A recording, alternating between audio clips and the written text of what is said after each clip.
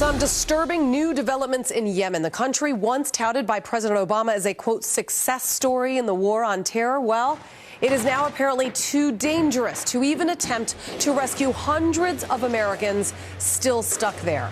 The State Department has concluded there's no way to evacuate Americans without putting more U.S. personnel in danger. Yemen, meantime, has seen intense fighting in recent months as Iranian-supported Houthi rebels have captured much of the country that prompted an airstrike campaign led by Saudi Arabia in an effort to restore the country's rightful president. And in the middle of all of that, Yemen's powerful branch of al-Qaeda, which was responsible, by the way, for the deadly terror attacks in Paris back in January.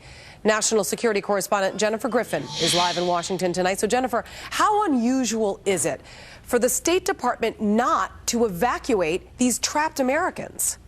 Well, Julie, at least 8 other countries, including Russia, China, and India, have rescued their citizens, but the United States has refused to launch an evacuation effort, fearing an attack by al-Qaeda-linked rebels or Iranian-backed Houthis if they sent U.S. planes or ships. Right now, there are more than 700 U.S. citizens trapped in war-torn Yemen. Airports remain bombed out and the ports closed. It's unusual for the State Department not to help the Americans who are stranded. They usually request an ordered evacuation from the Pentagon. They evacuated Americans from Egypt, for instance, during the Arab Spring, and 15,000 Americans from Lebanon in 2006 when war broke out with Israel. Secretary of State John Kerry was asked today while traveling overseas if Yemen is a failed state. I think all of us have hopes that Yemen can find a path forward. Now, it's not going to be easy.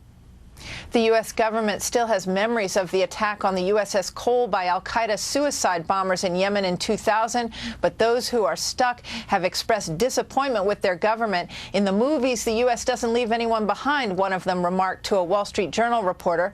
On the other hand, the State Department began warning Americans to leave Yemen when they closed the embassy on February 11th, Julie. And what should Americans do then if they are stuck and there is no help?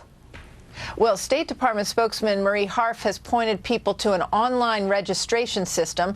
Those Americans who are trapped are mostly Muslim. Many were visiting family members when the Saudis started bombing after the Houthis took over on March 26th. 3 Muslim groups in the U.S. have launched a website called StuckInYemen.com to try to register those who are trapped. They also filed a lawsuit in a U.S. federal court accusing the State Department and DOD of discrimination. The State Department has told Americans in Yemen to email the International Organization for Migration based in Geneva and copy the State Department at the following addresses.